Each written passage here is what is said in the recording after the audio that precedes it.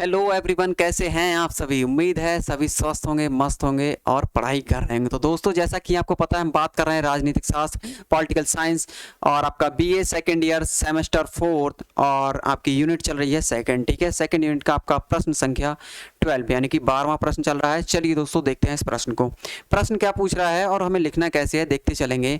तो प्रश्न आपसे पूछ रहा है कि अरस्तु के संविधान पर क्या करना है, विचार करना है। ठीक है, अरस्तु के संविधान पर हमें विचार करना है। सबसे पहले हेडिंग डाल देंगे, यही हेडिंग डाल देंगे कि अरस्तु के संविधान विषयक विचार। ठीक है, तो अरस्तु के अनुसार संविधान या पॉलिटी, ठीक है, संविधान या पॉलिटी राज्य का ऐसा संगठन है जिसका संबंध सामान्यतया राज्य के पदों के निर्धारण से होता है। ठीक है, और विशेषकर ऐसे पद के निर्धारण से है जो समस्त राजनीति, ठीक है, जो समस्त राजनीति मामलों में सर्वोच्च है। ठीक है, ये से गलत है, इसे काट देंगे। समस्त राजनीति मामलों में सर्वोच्च हो। इस आधार पर यह निष्कर्ष निकलता है, क्या निष्कर्ष निकलता है कि संविधान का संबंध जो है किन आधारों पर होता है, ये पॉइंट हो जाएंगे। कौन कौन से ये निष्कर्ष निकल रहे हैं, कौन कौन से, कि संविधान राज्य अथवा उसके पदों का संगठन है। संविधान द्वारा ही सर्वोच्चतम जो है सत्ता के निवास को निर्धारित किया जा सकता है। तीसरा पॉइंट है आपका कि संविधान यह भी स्पष्ट करता है कि राज्य किस लक्ष्य की क्या होता है और उन्मुख है, यानी राज्य का लक्ष्य पता चल जाएगा। अगला फोर्थ पॉइंट देखेंगे तो फोर्थ पॉइंट आपसे क्या कह रहा है कि राज्य के लिए संविधान कैसा है, अति आवश्यक है। इसी आधार पर राज्य का निर्माण अथवा अंत होता है। अगला फिफ्थ पॉइंट है कि राज्य का सार अथवा अति आवश्यक आधार संविधान होता है। ठीक है, और संविधान में परिवर्तन के साथ राज्य का रूप क्या होता है, बदल जाता है। ठीक है, अब आगे बढ़ेंगे दोस्तों।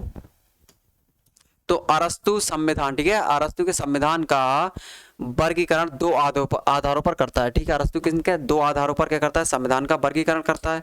कौन कौन से दो आधार हैं, उन आधारों को देखेंगे। ठीक है, संख्या का आधार और नैतिक आधार। ठीक है, संख्या का आधार, नैतिक आधार।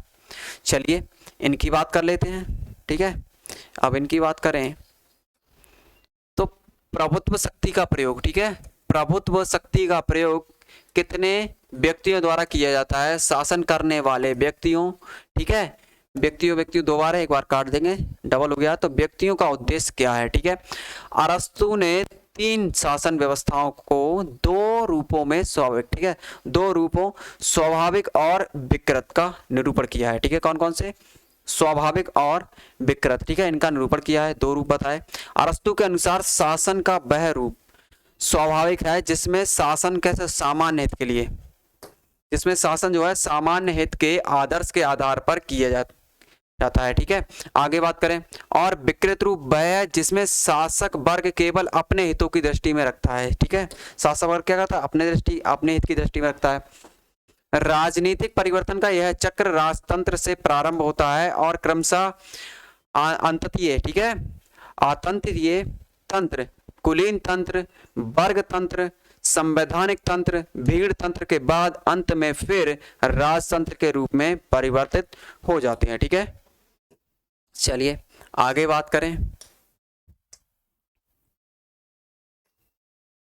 तो ये प्रश्न आपका यहाँ पर समाप्त हो गया, ये प्रश्न क्या हो गया आपका यहाँ पर समाप्त हो गया। तो उम्मीद है, अब देखिए आपको पता है, जैसे ही आपको पता है प्रश्न समाप्त हो गया तो आपको क्या करना है, आपका काम बचता है आप सीधे एक बार स्पीड बढ़ाकर इसे दोबारा रिवाइज करना। ठीक है, अब एक बार आप रिवाइज कर देंगे, आपके माइंड में एकदम बिल्कुल सेट हो जाएगा, जैसा कहता है ज्यों कहते हो आपके माइंड में सेट हो जाएगा और आराम से बेझिझक आप पेपर में क्या होंगे, आराम से लिख कर आ जाएंगे से। ठीक है दोस्तों, तो मेरे साथ बनने के लिए आप सभी का बहुत बहुत धन्यवाद। हम मिलेंगे अगली वीडियो में नेक्स्ट प्रश्न के साथ। तो मेरे साथ बनने के लिए आप सभी का बहुत बहुत धन्यवाद। थैंक यू फॉर वॉचिंग, मिलते हैं अगली वीडियो में।